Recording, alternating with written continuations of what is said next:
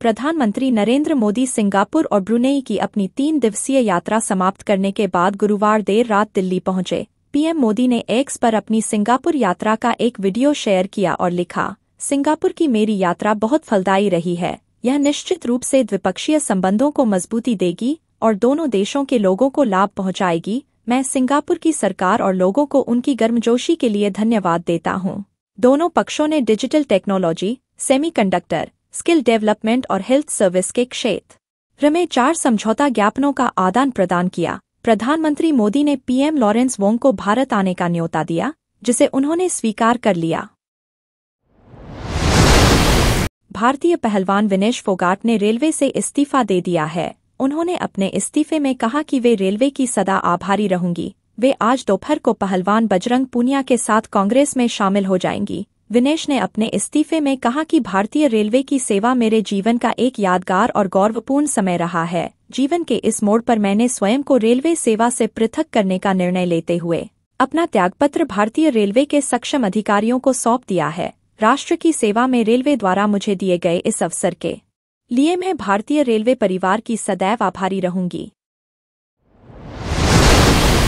प्रधानमंत्री ने गुजरात में जल संचय और जन भागीदारी पहल की शुरुआत की। प्रधानमंत्री ने इस कार्यक्रम से वर्चुअल रूप से जुड़ते हुए अपने संबोधन में कहा कि यह एक महत्वपूर्ण पहल है, जिसकी शुरुआत गुजरात की पवित्र धरती से हो रही है।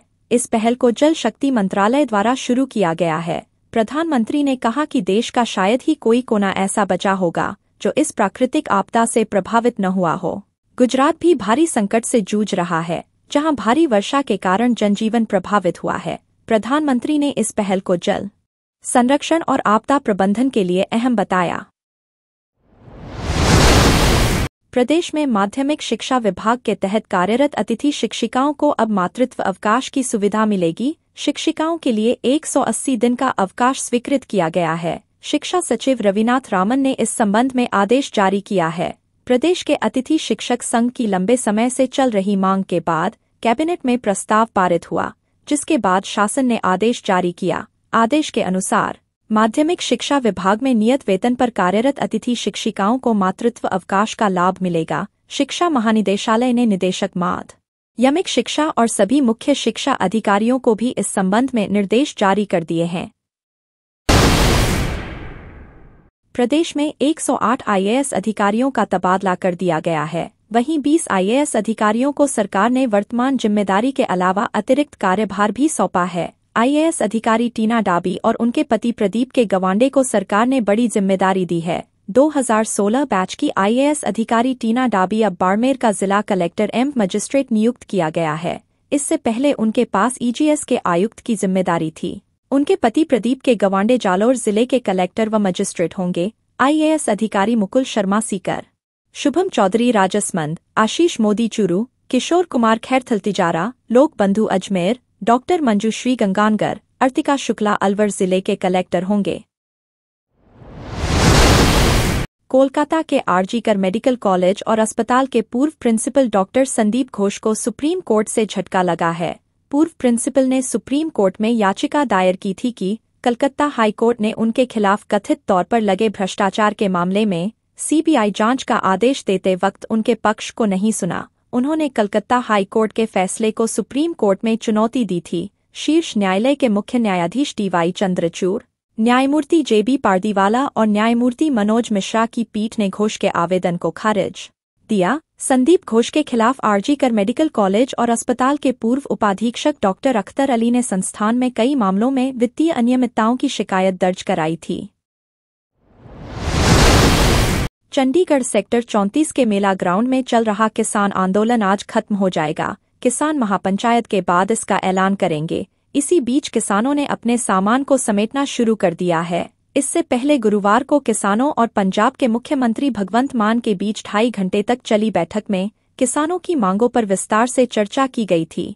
इसके बाद फैसला लिया गया कि सरकार 30 सितंबर तक किसानों के साथ नई कृषि नीति का ड्राफ्ट साझा करेगी। इसके अलावा कर्ज में राहत के लिए सरकार one time settlement (OTS) scheme लेकर आएगी। इसके साथ ही सरकार किसानों पर दर्ज केस वापस लेने के लिए तैयार हो गई है। देश में करोड़ों पट्टाईदार किसानों के लिए एक बड़ी खुशखबरी है। केंद्र सरकार ने फसल बीमा योजना में ऐसी सहूलियत सुनिश्चित की है जिससे अब उनकी मेहनत और रकम को कोई नुकसान नहीं होगा। केंद्र सरकार बटाईदार किसानों को भी बीमा कवरेज देगी। यही नहीं, फसल बीमा योजना के तहत क्लेम करने पर पेमेंट में हो रही देरी पर 12% से अधिक रकम भी दी जाएगी।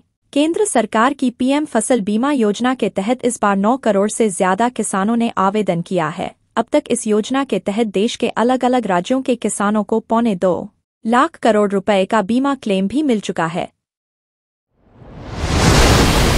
देश भर में इस बार प्रचंड गर्मी का कहर देखने को मिला है। सितंबर का महीना शुरू हो गया है, लेकिन अब भी देश के कई राज्यों उमस भरी गर्मी से लोगों का हाल बेहाल है।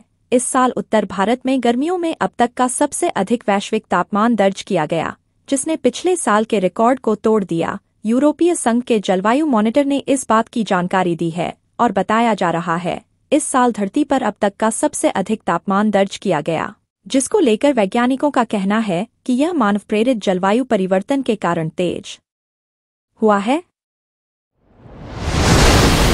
उत्तराखंड में स्थानीय निकाय चुनाव प्रक्रिया अब 25 अक्टूबर तक पूरी नहीं होगी। राज्य सरकार की ओर से अब हाई कोर्ट में नया शपथ पत्र पेश कर बताया है कि राज्य में नए राज्य निर्वाचन आयुक्त के पद पर सेवानिवृत्त आईएएस सुशील कुमार की नियुक्ति हो चुकी है, जबकि 11 स्थानीय निकायों के परिसीमन की प्रक्रिया 3 सितंबर से शुरू हो चुकी है। यह प्रक्रिया निर्धारित समय सीमा के भीतर 31 अक्टूबर तक पूरी हो जाएगी। आगामी त्योहारी सीजन को ध्यान में रखते हुए अब नई समय सारणी जारी की गई है, जिसके अनुसार अब स्थानीय चुनाव की अधिसूचना 10 नवंबर को जारी होगी, जबकि निर्वाचन प्रक्रिया 25 दिसंबर को पूरी होगी।